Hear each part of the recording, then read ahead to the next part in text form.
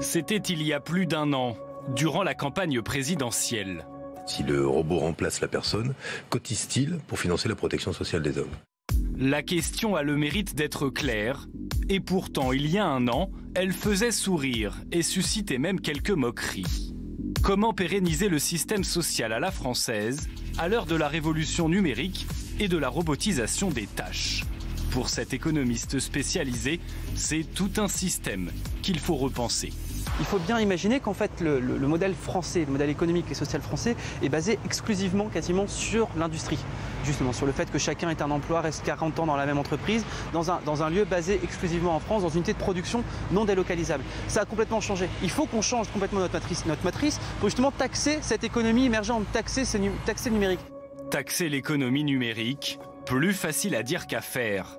Aujourd'hui, ce sont les cotisations patronales et salariales qui financent en grande partie les services publics et la protection sociale.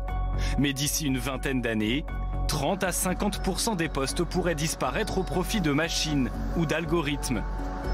Pour ne pas remettre en cause notre modèle social, certains proposent donc une taxe sur les robots comme Benoît Hamon ou même Bill Gates, le fondateur de Microsoft. Ce ne sera pas exactement le même système parce qu'un robot ne dort pas, donc un robot peut produire pendant 24 heures, donc il y aura des ajustements à faire. Mais pourquoi pas imaginer effectivement que la protection sociale des humains soit prélevée sur une petite partie de la production, une petite partie justement de l'activité d'un robot. Mais il ne faut pas non plus se lancer aujourd'hui dans une taxation des robots parce que pour pouvoir financer notre modèle social, il faudra taxer jusqu'à votre grille-pain parce que justement on manque beaucoup de robots industriels. Autre problème. Comment taxer Internet, là où désormais tout le monde fait ses courses et regarde ses films? La solution serait de mieux taxer les GAFA, Google, Amazon, Facebook, Apple, ces grandes entreprises qui pour l'instant évitent l'impôt en France en ne déclarant qu'une infime partie de leurs revenus. Le gouvernement veut changer cela en imposant une nouvelle taxe pour ces grands groupes du numérique. Chacun a parfaitement compris que nous voulons aller chercher l'argent là où il se trouve. On ne peut pas avoir au XXIe siècle une fiscalité qui repose sur la production économique du XXe.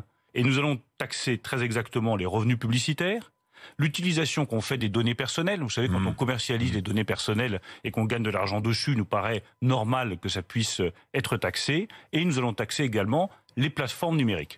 Cette nouvelle taxe GAFA proposée par le gouvernement pourrait rapporter 500 millions d'euros selon Bruno Le Maire d'ici la fin de l'année 2019. Bon, alors la CGT section robot, ça vous